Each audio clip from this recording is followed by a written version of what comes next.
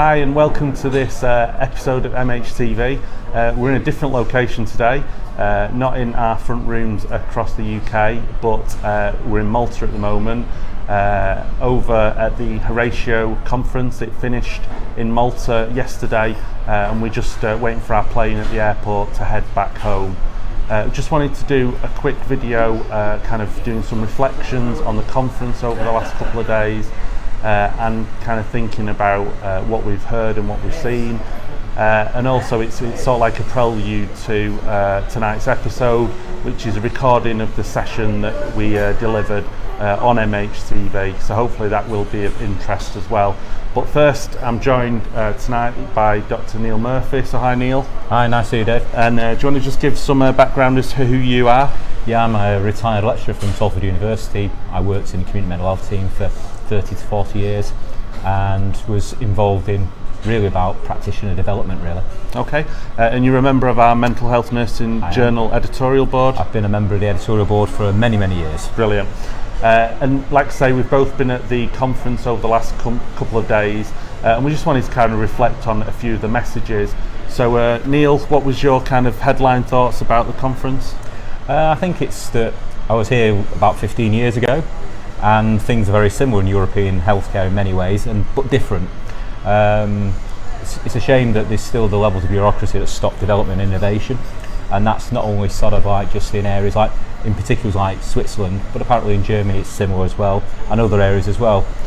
Changes to healthcare legislation don't seem to be being enacted as perhaps as quickly as they have been in the UK, and the changes which we've engaged in the UK have actually gone a little bit quicker and a little bit further. Okay, and we've seen 21 different countries kind of attend the Horatio conference. Were there any other kind of highlights in terms of messages that you picked up from other countries about the work that they're doing? I think, yeah, looking for innovation, I suppose, really. Some of the eco-type approaches, outdoor swimming, cold water swimming. See bits of it in the UK, but actually in Norway and Denmark particularly, they had a really, really excellent presentation, looking at the way that it helped people with treatment-resistant depression.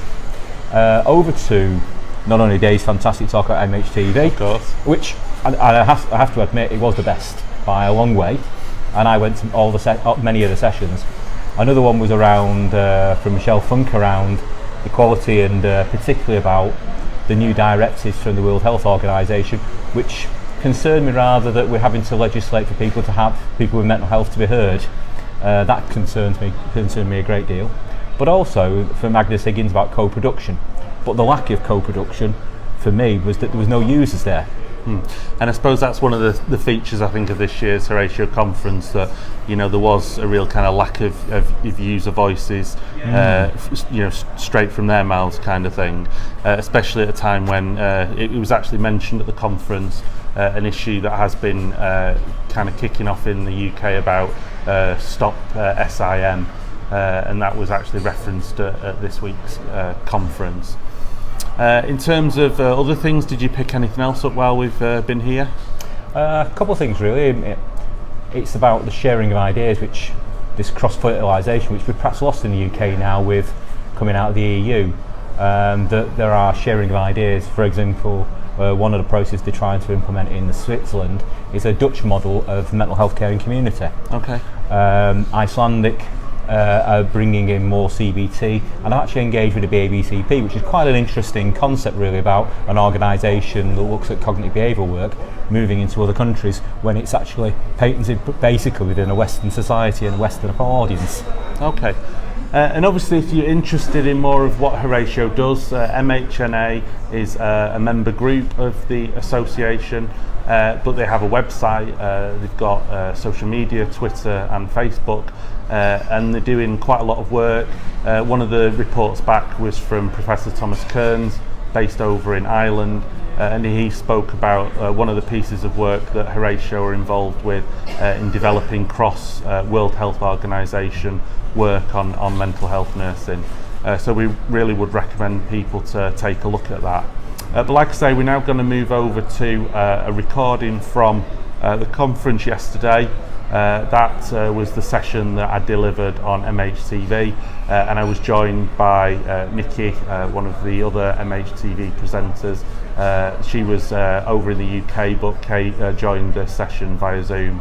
So I hope you enjoy it, and obviously, as always, if you've got any questions or comments, we'd love to hear them either on Twitter with the hashtag MHTV or on the Facebook live feed if you just pop a message in the chat on the side. But obviously, I hope you enjoy the presentation. Okay, well, obviously, thank you for coming to this session this afternoon. I appreciate the fact that everyone's hung around to the bitter end because, you know, I appreciate that there's lovely Malta to go and see as well. So hopefully what we're going to talk about over the next kind of 45 minutes will make it really worthwhile. My plan is we're going to have like a bit of a conversation now in terms of the process that we went through to set up MHTV, and then getting towards the end of the time today, hopefully just have a bit of a practice at what we do to put an episode together. Obviously, we're not going to do it completely the same because it would take more time, but hopefully just give you a bit of a sense of it. And ultimately, if it's something that you think, oh, I'd love to be involved in, obviously, you know, you could maybe be a future guest of ours, or it's something that you could organise in your own countries to do, you know, completely separately and differently. And everything that I'm going to talk about today, you know, it's not sort of like copyrighted. I'm not going to come and sue you if you try and kind of do some of the things that we've done, because it genuinely is about wanting to create communities that people can get together and they can enjoy and learn from each other. So I'm also going to just introduce as well, you can see a very tiny Nicky on the screen up there. I'm going to talk about the three people that have been involved in MHTV in a moment. But Nicky's up there, she can hear us. Just to say that I am recording the session today, but I'm just recording this bit of the room. So obviously none of you will be on camera unless you sort of like attack the stage. Obviously you will be heard, so if you don't want to be recorded, your voice, don't say anything. But if you're okay with your voice being recorded, then say what you want. And obviously if it's really nasty, I can pull that online and prove that you're a horrible person. So hopefully it'll be pleasant with pictures of me. So I'm just going to start the presentation now. Oh. Oh.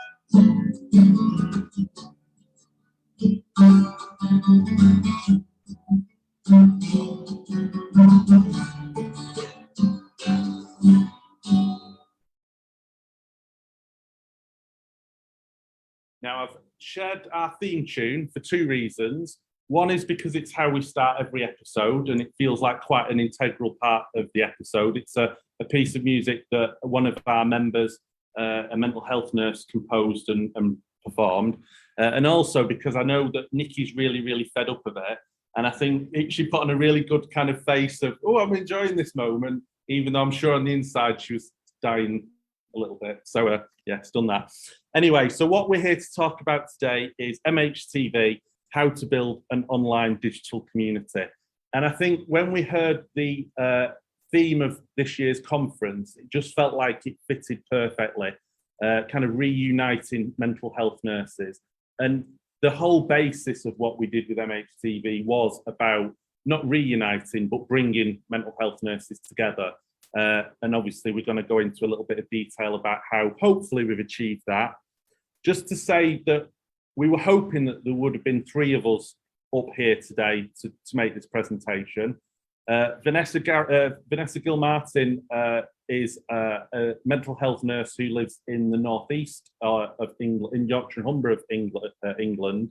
and she is an absolute specialist in prison care, prison mental health services, and also has a real rich history in working online, working in a digital way. We've got Nicky Lambert in the middle, Associate Professor at Middlesex University. Obviously, because Nicky's listening in, I can quite legitimately say one of the most amazing colleagues that I've ever worked with in mental health nursing, an absolute star, and is a hugely integral part of MHTV, and is absolutely amazing.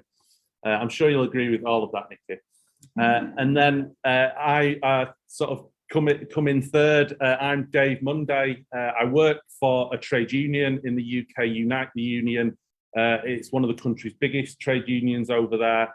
We've got about 1.3 million members, but about 100,000 of those work in the health sector. And we've got a really nicely formed group of mental health nurses in the Mental Health Nursing Association, and I lead support to that group in Unite.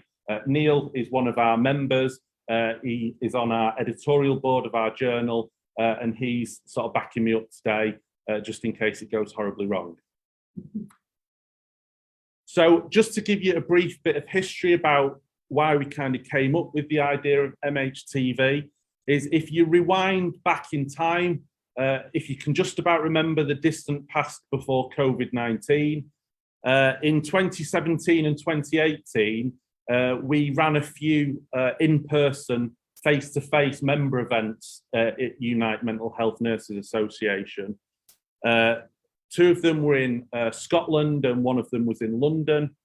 And what we found with doing those events was it was brilliant bringing people face-to-face, finding nurses, getting them into the same room, and having learning experiences together.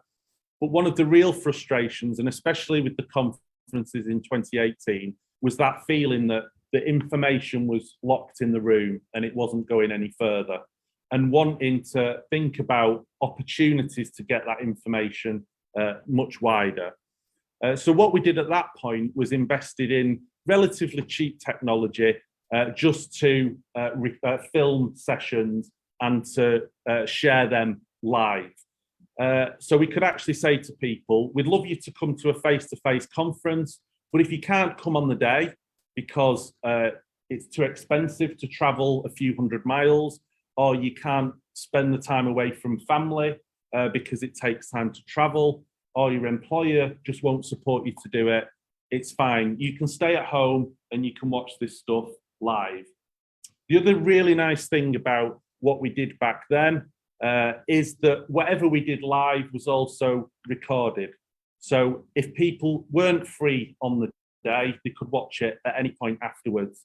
And what's quite funny in a way is I've shared a screenshot there of the conference that we did in London. And it was a short segment that me and Vanessa did where we talked to camera about what we were going to do the next day at the conference. If you're so inclined, you can go onto our Facebook page, you can go back to 2017 and you can watch that video again. And that's one of the really nice things about the stuff that we've done and that other people do. It's not just about sharing things live, it's about recording them and having them available. For one, it might be that people want to, go back and watch again, or it might be that people want to listen to the information because it's still of interest. And it is also quite a nice historical record. And I quite like that, for example, in the Edinburgh conference, I can go back and think of a session where we had one of the politicians come and present to the conference. And ultimately, it's quite nice because we quite often in the UK, it may be similar in your country, have politicians that promise things one day, and then when they actually get the power to do things, change their mind. So it's quite nice to have a record because you can remind them of past promises so quickly forgotten. Another bit of history now, just to fast forward sort of past 2018 into 2019 and 2020. One of the things that our members often said to us, and other mental health nurses who are foolishly not in our membership, said that they were quite sad that mental health nursing, they didn't feel it had a high enough profile in the UK, and they wanted that profile to be higher. So one of the things that I did with Vanessa was MH Nursing Future. And what we did was we asked over 100 mental health nurses or mental health nurse supporters to just give us a paragraph of reasons why they thought mental health nurses were the best people in the world. And it was a really nice project that we could do to really kind of focus down and say, this is one of the really good things about being mental health nurses. And one of our members, Stephen McKenna Lawson, he did a piece of research looking at all the information that was shared by mental health nurses in these social media posters, and looked at the common themes of what people were saying and brought all that together.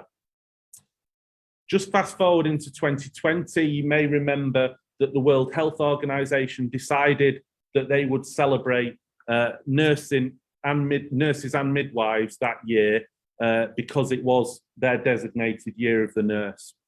Now, this is where the conversations between Vanessa and Nicky and myself started, because one of the things that we were really anxious about was that the year of the nurse would be the year of the adult acute physical health nurse who works in a hospital, and it wouldn't be about any other type of nursing.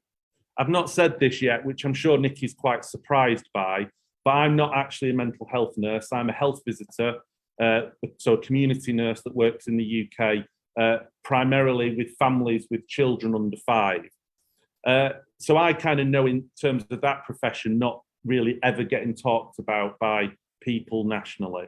But seeing the same with mental health nursing and wanting to do something quite different, wanting mental health nursing to be a really important part of the year of the nurse and midwife, and not to be kind of brushed off to the side in the side room that's not often spoken about. What we were hoping for was to do a few events, get mental health nurses together, celebrate the profession, really talk about the profession. And then what happened? COVID happened. And that kind of changed the year of the nurse and midwife. One of the things that I said at the time when sort of talking to our members was we kind of hoped that that year would be a way to show how important and amazing nursing is. And actually it turned into that, but it turned into it by the fact that we all had to go into practice and work in really, really difficult environments. No, go on. I was just wondering what your worry was that the year of the nurse would be about checking nursing. Yeah. Was it? Or how did that work? How did it work out for you? Yeah, I suppose it's never good enough, is it? And you would never see that it would be enough about all of nursing. I think just one of the examples was a worldwide conference was planned for London, where they were sort of inviting nurses from all around the world to come to present about nursing. What was kind of sad for us is when you looked at the ticket price, even people in London were thinking, how am I going to afford it? So let alone someone that would have to travel halfway around the world to go to such an auspicious event. I suppose in the end, though, it got cancelled because they couldn't have it anymore. So we had the last laugh on that one. I suppose the COVID thing, though, did turn around, and it meant that Nicky, Vanessa and I kind of said, well, we wanted to do something. We always thought it would have an online element to it because of what we'd done in previous years. And actually, we're going to do something. We're going to do something a bit different. And we're going to try and get as many people together, give them the opportunity to get together. The other thing that I didn't mention earlier from all the events that we always do is, I don't know if it's because I'm a really sort of kind person or if it's just because I'm a bit lazy, but I can never be bothered charging people to come to things, because actually in having to chase people for money and demand it and all that kind of thing, it's usually quite a bit of effort. Whereas if you make it free, you don't have to worry about any of that. So always wanting to say, you don't have to be a Mental Health Nursing Association member. You don't have to be a Unite member. It'd be lovely if you're a member of something, because it's important to be a part of a professional association and certainly a trade union. But even if you're not, we still like you. A little bit less, but we still like you. So get involved in it. And again, that was one of the things that we said with MHTV. It's not about us wanting to make a profit off something or to charge for something or to sell something. It's about wanting to do something as a community and wanting people to be involved. The other thing that is really important about it is the democratization of information. And Vanessa's sort of spoken about this quite often in saying the advantage with social media is it does level the playing field a bit. It doesn't have to be that people have to come to a really nice conference venue in Malta to learn information. It's that people can go online and learn that information in exactly the same way, in a different way, but for a lot lower cost. And that was one of the things that we were really keen to do. The other thing was about giving people the opportunity to be involved. And going back to the MH Nursing Future from before, Nicky might not sort of like, she might disagree with me a little bit, but we've even encouraged our, rival organisations to be involved in things like that. It's not that we want to do something first and best. It's that we just want to do something as well as we can. And if that means getting our competitors involved at times as well, then that's absolutely fine. Because it's not about who can be the best for mental health nursing. It's wanting everyone to be the best for mental health nursing. So that's what we did with that. Like I say, COVID came along. It meant that we had to refocus what we wanted to do, but that's where we came up with the idea of MHTV. It's probably quite kind of sort of woolly at the moment what MHTV is, but now I'm going to go into a bit more detail about what it actually is. And I suppose at its absolute basic, it's a conversation, and it's a conversation that happens every week, every Wednesday, 7 p.m. UK time. It normally involves at least two of the three of us, so either myself and Nicky, or Nicky and Vanessa, or Vanessa and Nicky. I'm going to get confused which sort of ones I've done, or all three of us, and inviting people on as guests. Sometimes it'll be that it's a guest that Nicky's heard of on Twitter and think, actually, they've got quite an interesting, controversial view. We want to share that. Let's ask them to be involved. Or it's been someone that we've come across in our day jobs that is doing a really innovative piece of work. Or it's someone that's contacted us and said, actually, do you mind if we come along and talk about what we want to talk about? And again, some weeks, it might be that we've got, really kind of high-flying professors who absolutely know everything about the subject that they want to talk about. And then other weeks, we have really important people on, like people that use services or have experience of mental health illness and problems themselves and want to come and talk about their experience. And what we always say in that is that we're not going to stop you from saying what you want to say, and we can't in a way. I suppose we could turn it off if they've been really nasty to us, and we've not had to do that so far, so that's been quite nice. But actually, we're not there to police what people are saying. What we do say, though, is what you're saying can be heard anywhere. So if you're going to say it, you're going to have to be able to defend yourself for saying it.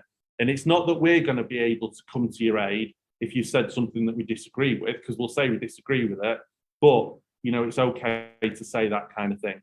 I think quite luckily, there's not been too many times when people have said anything really horrible, and there's not been too many times when our audience has been horrible. But if I remember, if I forget, Nicky, remind me, and we'll sort of give a bit of an example of where it has gone wrong once in the past. Go on, a question. Yeah, what's the duration? Start at 7? Yes. Till 8 or till okay. The whole evening, or? So if you can keep that question for me, I've got this really dangerous habit of saying, I'm going to answer that question in a minute, and I'm going to forget. So when I'm talking about how the episode works a bit in maybe one or two slides time. And the other question is, do you let people know before what are the people are in the show? Yeah. To let them know, we want to make a list for the whole year. Yeah. Okay. That's the other question. I will keep it with me. Good. And I'm hoping that I'm going to answer that one because I think I am. But if I let you down, draw me back to it. So the episode happened, and just to talk about this slide now. On the left, this was our first episode that we did in May 2020. It was during Mental Health Awareness Week in the UK, and it was based on the subject of kindness. We've got Vanessa and Nicky, we've got Mark, who is a service user, and we've got Ben, who is a professor at Cardiff University. And again, it was an opportunity to say, we're going to start having conversations every week, and this is the first one. Fast forward to our 118th episode, which we did last Wednesday, and that was with Cara Lisette.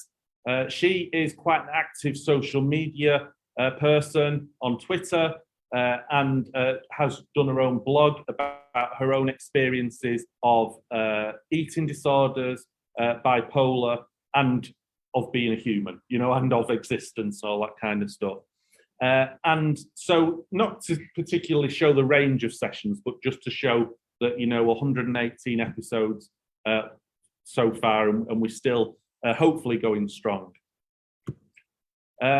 We've also used MHTV as a vehicle to support other organisations to do the things that they do, but in a more democratic way. The International Mental Health Nursing Research Conference, that's something that is organised by the Mental Health Nursing lecturers in the UK. They do it every year. But they couldn't do it during COVID. So we gave them our platform to say, do it during COVID. And what they did was they recorded sessions that we shared with people. And then we had conversations with the people that had done the presentations, and people could ask questions live online. So that was that one. The other one is the Skellen Lecture. I don't know if you've heard of this. It's something, again, that happens every year in the UK. And it's to celebrate Eileen Skellen. Every year there is someone that presents a lecture in her honour. And in 2020, Dr. Russell Ashmore did his lecture. And because, again, it couldn't be done in person, we recorded it and shared it live.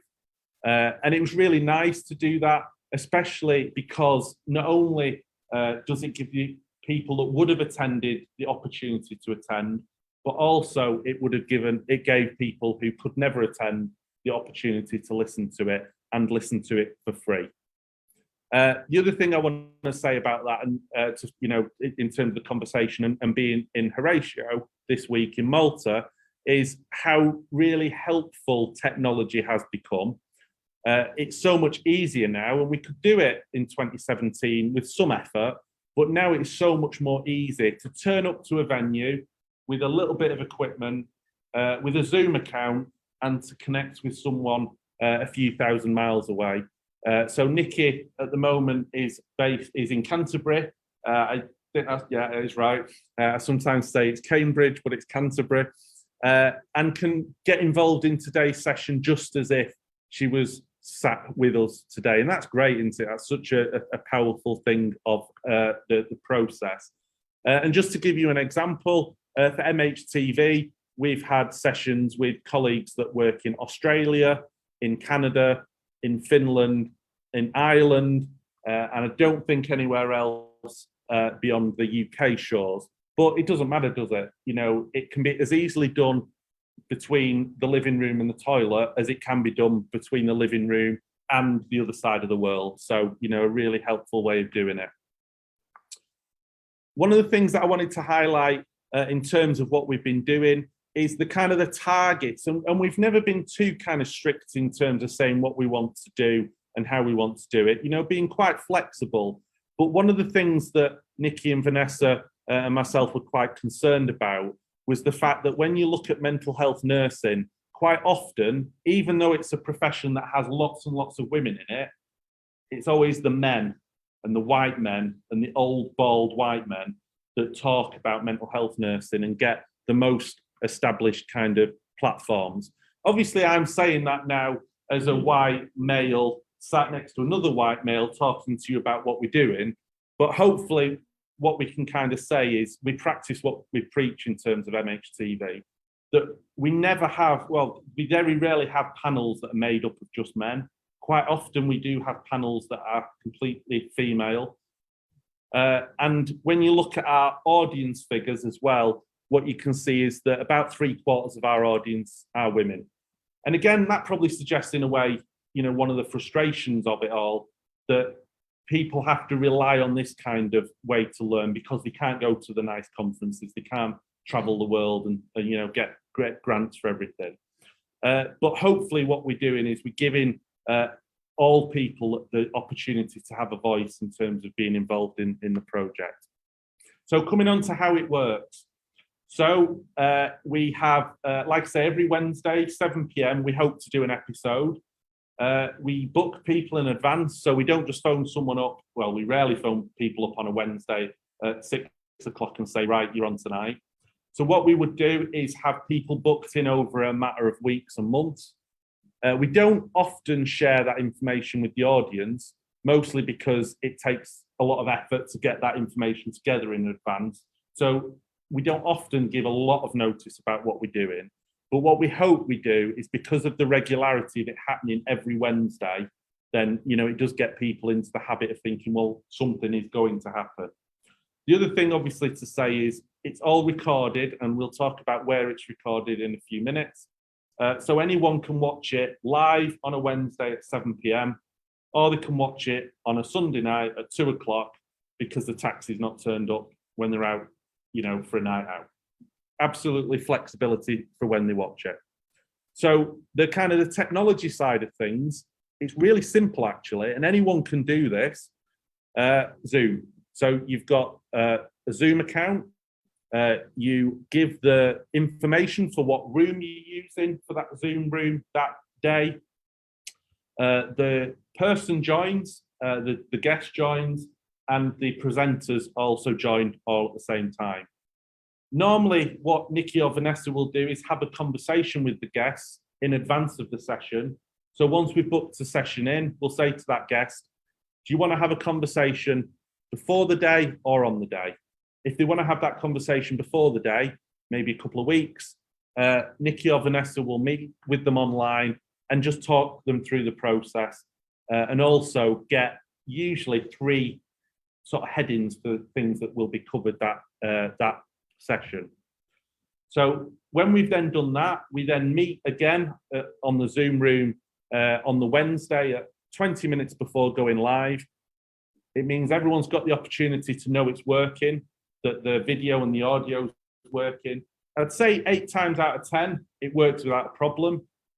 Probably 1.5 of the 2, it's a bit of a problem, and half of the 1, it's, you know, it's really difficult to solve. But the vast majority of the time, it goes without a hitch. We then send that information via a piece of software called OBS, which is a bit like if you're a television production company, you can have multiple screens and you can put people in different places and you can move them about and you can change screens and stuff. And we send that information to Facebook. If you don't want to do that complicated bit in the middle, you don't have to. What you can actually do is just use the Zoom link direct to Facebook and then have it on a Facebook page.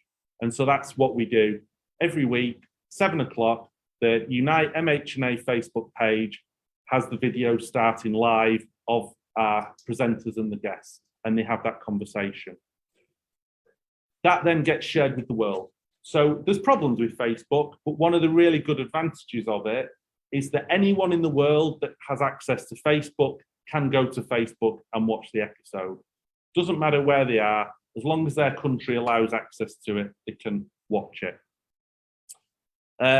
We also have, so once we've got that finished live episode, as soon as it finishes, people can watch it again on Facebook. So again, if you go to our Facebook page, you can see all the 118 videos we've done so far. We also take that, a direct copy, and put it onto YouTube. We know that some people prefer YouTube over Facebook. They're both free. They're both ways of sharing the information, so there's no reason not to do it. And then we also use the audio from the show, and we put that onto the Mental Health Pod, which is a podcast that we've started.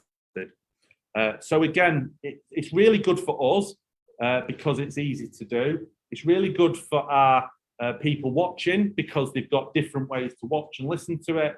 But it's also really good for people appearing on the show because some of them would like those kind of outputs to be able to share, you know, if it's part of the academic courses that they're on, if it's part of their revalidation as a nurse or whatever. They've got, evidence, it's there and it's available.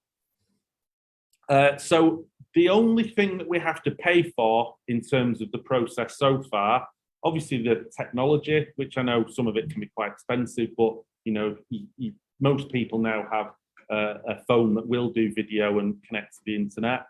But in terms of the packages and the software, the only thing that we actually pay for is about £80, about €90 a year for the pod, because you have to pay for that to host the pod, and that's it. So that's all it costs us to do it. I just wanted to share a few statistics in terms of the process of what we've done over the last couple of years. So what you've got over here is our statistics for our podcast. So that's on SoundCloud primarily. When I got these off about a week ago, 36,000 people had listened to an episode of MHTV. If you look down here, this is our Facebook feed. About 16,000 people have watched one of our episodes. You then can look at YouTube. Sorry, this is YouTube down here. No, that's Facebook, sorry. If you look at YouTube, you've got this one here. And what's quite nice, you won't be able to see it from a distance, but it just highlights the most popular episodes that we've done in terms of viewing figures. Now, at this point, I would say it's nice to see that, and it makes us feel a little bit nice that people watch it. But I could also say it's a bit sad, because in terms of the world population, there's billions. In terms of the UK population, there's tens of millions. In terms of the UK mental health nurse population, there's tens of thousands. And we're not getting that kind of number of people. But I suppose, again, it's that kind of bit about we do have some impact. There are people watching it. There are people that return every week, and there are people that enjoy it. I think the other thing is this is a bit of a hobby, that if Vanessa or Nicky or myself just got to the point where we said, really bored of this, really fed up of this, we could quite happily stop it. And it's not that in stopping it, it's a bad thing. We've done a really good piece of work. We've got something online that people can go back to again and again. But actually, life changes, you move on, you do the next thing. We're not there yet, we still enjoy it. And I said to Nicky the other day when we were recording the last episode, sometimes at 6:40 on a Wednesday, I think, I'd so much rather put one of my kids to bed than do this, because that'd probably be a little bit, be nice.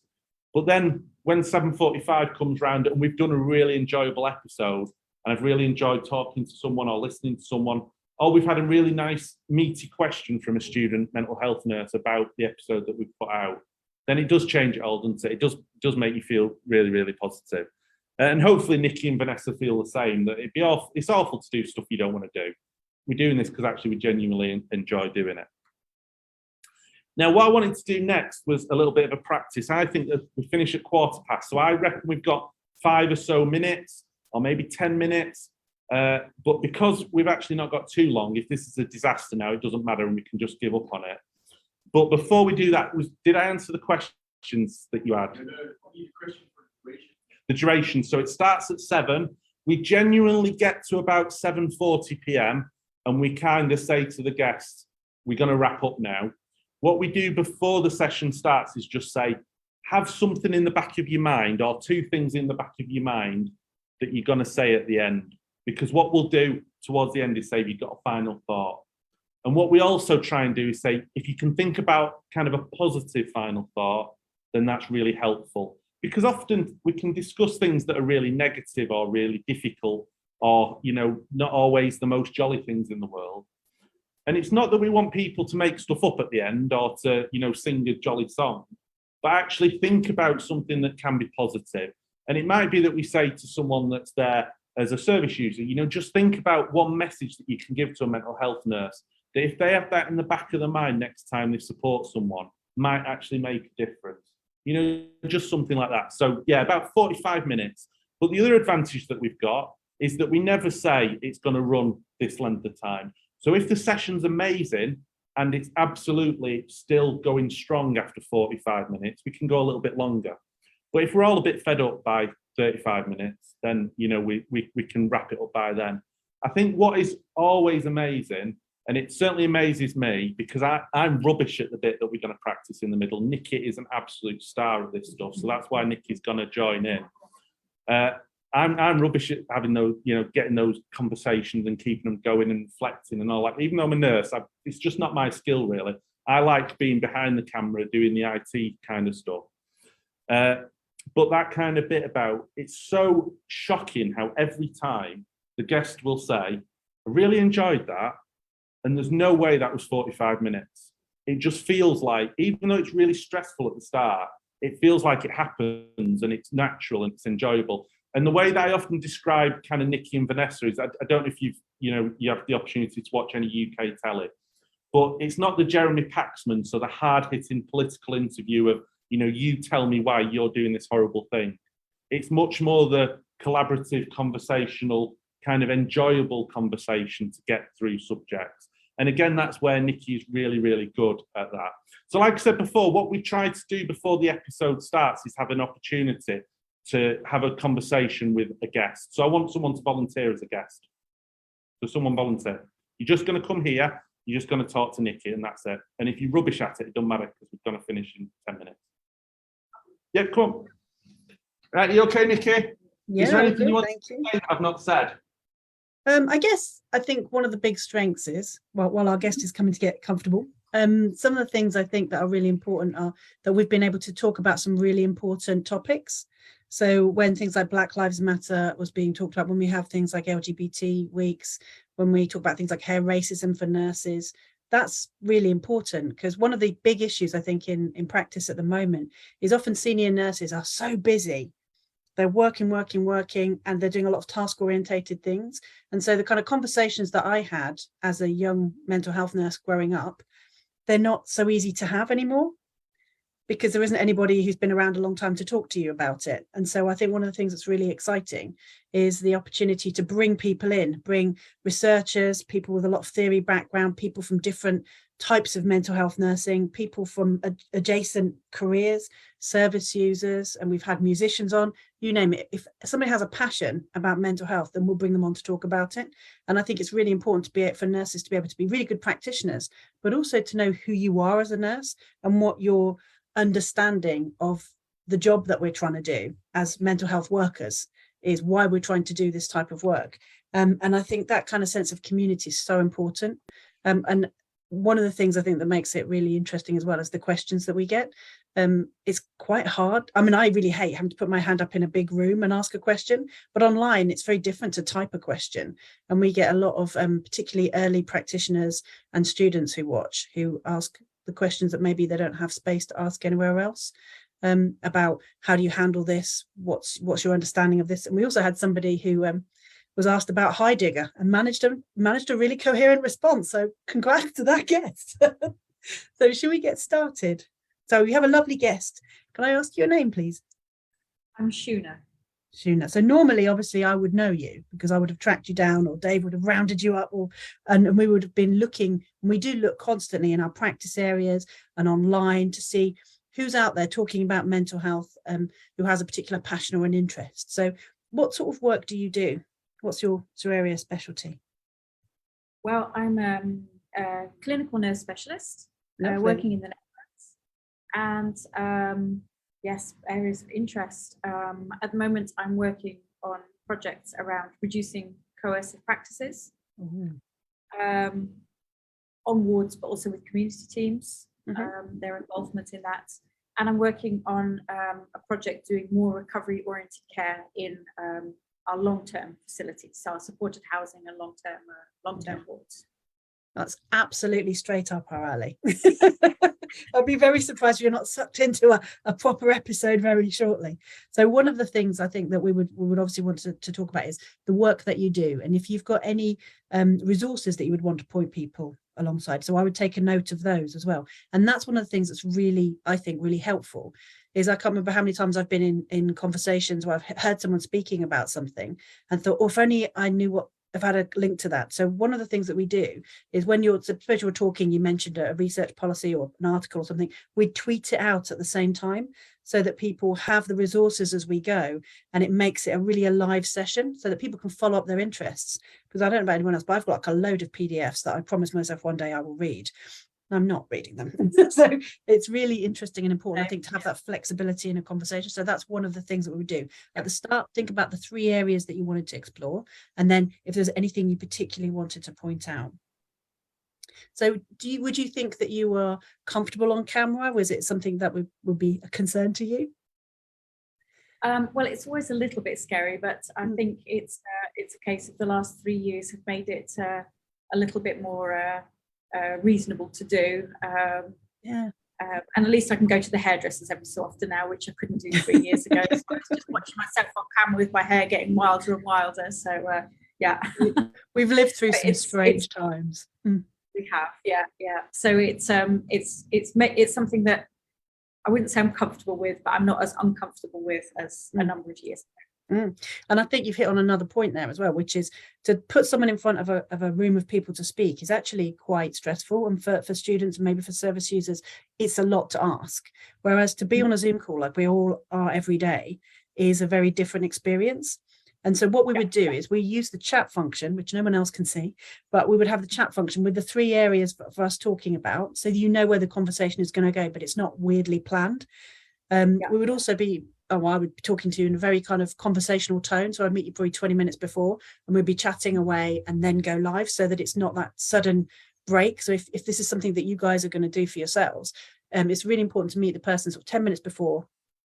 Be friendly and chatty, but don't talk about what you're going to talk in the interview. There's nothing more irritating for an audience than when you say, we were talking about this when you weren't here. It's like, okay, so you know where you're going to be heading to. And you keep an eye on the direction of the conversation. All of it. The person just has to turn up and press the button. And that's the kind of experience that you want for the person to have. Also, I have my trusty WhatsApp on the side, another free thing that we use, and that Dave will be collating any questions that come up on the Facebook Live, any questions that come up via the Twitter feed, via the hashtag, so people can join in real time.